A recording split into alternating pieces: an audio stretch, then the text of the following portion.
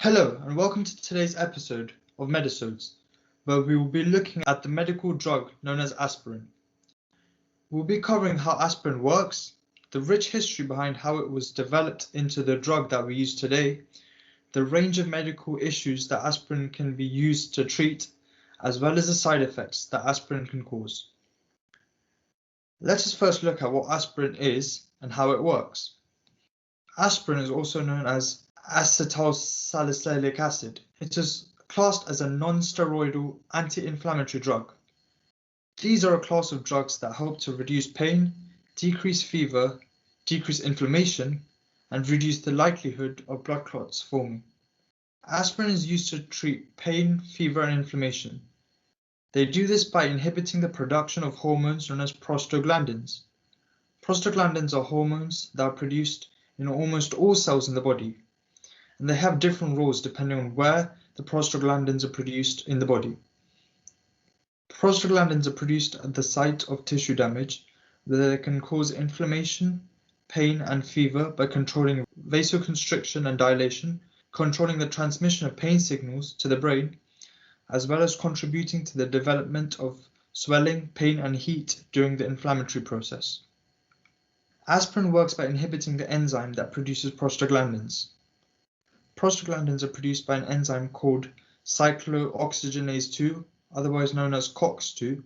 By entering cells and chemically modifying the cyclooxygenase enzymes, prostaglandins are not made, and this lack of prostaglandins reduces pain, fever, and inflammation. Now you have got a basic understanding of what aspirin is and how it affects the body. Let's move on to Shrey, who will be giving us a brief overview about the history of aspirin. So aspirin has a very rich history. The active ingredient in aspirin, which is acetylic acid, has been used since the ancient Sumerian civilization in Mesopotamia. And Hippocrates was said to use it in 400 BC to reduce fevers. But aspirin, as we know it today, first came to the fore in 1897 when the Bayer pharmaceutical company decided to develop it. The inventor of aspirin is contended between three men who were working at Bayer at the time. Their names were Arthur Eichengreen, who was the head of the drug research group at Bayer, and he was the head of creating drugs. There's Felix Hoffmann, who was a young chemist working under Eichengreen, and there was Heinrich Dresser, who was the head of pharmacology at Bayer, and he was responsible for testing it. The story of aspirin starts with Hoffmann. He decided to develop a less irritating substitute for salicylic acid, which was used at the time to reduce fevers, and this was because his father was suffering from the side effects of sodium salicylate, which he was using to treat rheumatism. Hoffmann found a better way to synthesize aspirin by getting salicylic acid and refluxing it with acetate anhydride. Eichengreen saw the potential of aspirin and sent it to Dresser for testing. Although initial results were very positive, Dresser opposed clinical trials because salicylic acids had a reputation for weakening the heart. But Dresser instead started to test another drug that Hoffmann developed called diacetylic morphine. And you may know this from its brand name, heroin. So Eichengreen was pushing for trials for aspirin. After going to the head of Bayer, Dresser tested the drug and he admitted that it had great potential, and Bayer decided to start production in 1899. However, Dresser wrote the report to publish the new drug and did not mention either Hoffmann or Dresser, and he was the only one to receive royalties as the other two were ineligible as chemists. However, if you go on the Bayer website today, Hoffmann is credited as the inventor. Eichengreen challenged this and said that without his pressing of the Bayer management, aspirin would never have come to market. You may be interested to know that aspirin, the name is a brand name that Bayer created, and the A is from the acetylic acid, which is the main ingredient in aspirin. The Spear is Spiroc, which is the Medisodes plant that they used to extract aspirin from. And the iron on the end is just a common chemical suffix. So when you put that together, it becomes aspirin. Throughout the first half of the 20th century, aspirin's popularity grew greatly, and especially during the Spanish flu pandemic of 1918, it became very popular in reducing fevers, and this has boosted aspirin's popularity even more. Bayer had competition from many other brands, and they each brand slightly tweaked the formulation to get a better response. And eventually Bayer lost the rights to the trademarks of Bayer. So now aspirin is a generic name used, although acetylsalicylic acid is the actual drug. The mechanism behind aspirin was not found until 1971, where the British pharmacologist John Robert Bain, working for the Royal College of Surgeons, discovered that it suppressed the production of prostaglandins, as Surya mentioned. And for this discovery, Bain won the 1982 Nobel Prize in Physiology and Medicine, jointly with Sune Bergström and Bengt Ingvar Samuelsson, who was a Swedish biochemist.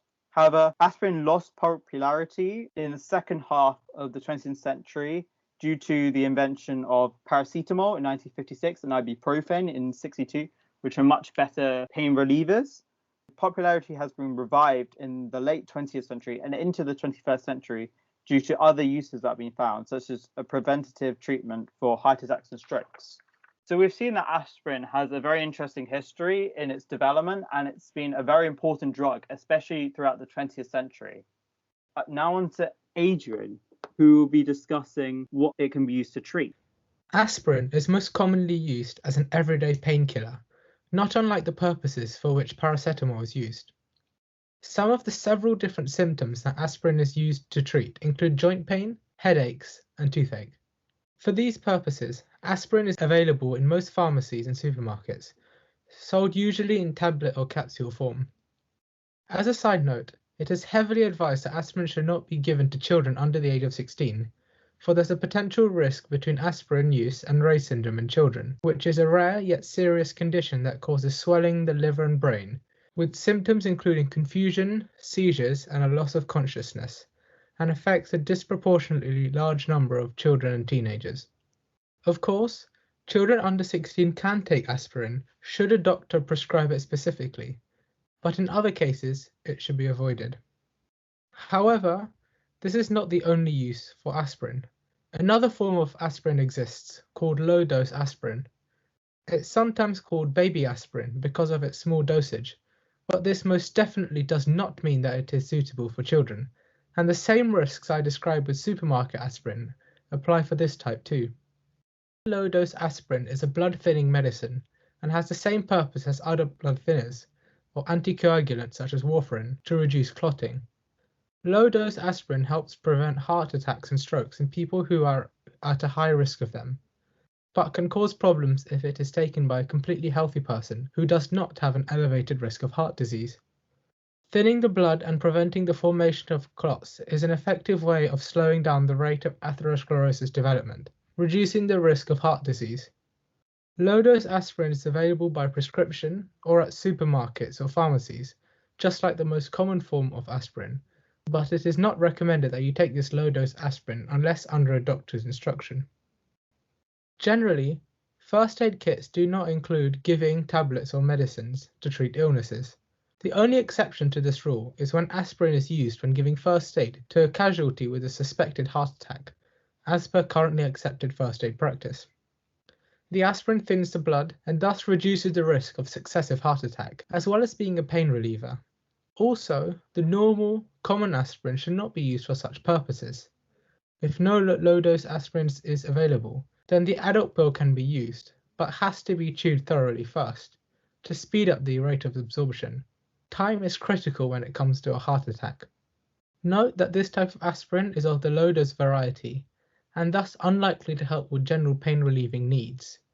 So there is no use in taking this low-dose aspirin from a first aid kit you might have at home if you have a headache. Another more specific use of this low-dose form of aspirin is in pregnancy, most commonly to delay or preferably prevent the onset of preeclampsia.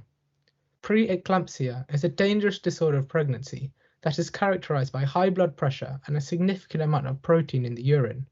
outside of pregnancy, the latter symptom would usually be associated with a kidney disease. For more information on kidney disease, check out Medisodes episode 17, where we talk about kidney disease in detail. Extreme cases of preeclampsia are linked to a low platelet count, impaired liver function, kidney dysfunction, and swelling. Preeclampsia increases the risk of undesirable outcomes for the mother and the baby, and if untreated, it may result in seizures, at which point it is known as eclampsia. Obviously, we want to treat preeclampsia as soon as possible before it causes more severe consequences, especially so since there are 2 lives on the line. Low-dose aspirin is used to treat preeclampsia and hypertension that it causes, in order to reduce the symptoms. It works in the same way as I've outlined in reducing the risk of heart disease, by thinning the blood. There are also suggestions of a daily aspirin therapy, where a person, generally aged 60 or over, takes aspirin every day, in order to reduce their risk of cardiovascular disease. The effectiveness of such treatment is finely balanced. For example, in a healthy elderly individual aged 75, taking aspirin daily is likely to cause more damage than it is benefits. But for someone who is particularly prone to cardiovascular disease, regardless of age, daily aspirin therapy can prove helpful. Because it is financially impossible to check every member of the population to determine if they should take part in aspirin therapy, some have suggested that all people of a certain age category should take part, because generally the risk of cardiovascular disease increases with age. However, this is a claim that is not backed up by science, and taking daily aspirin therapy can be potentially life-threatening should there be underlying conditions that make the person susceptible to heavy bleeding. Daily aspirin therapy can be recommended by doctors, but by no means should you be making your own decision to take aspirin daily. More research is needed to determine the relative merits and disadvantages, and as of now, we cannot be sure. A further use of aspirin is the treatment of inflammatory symptoms, such as in rheumatoid arthritis. Indeed, aspirin is not unique to this purpose. Rather, other NSAIDs can be used too.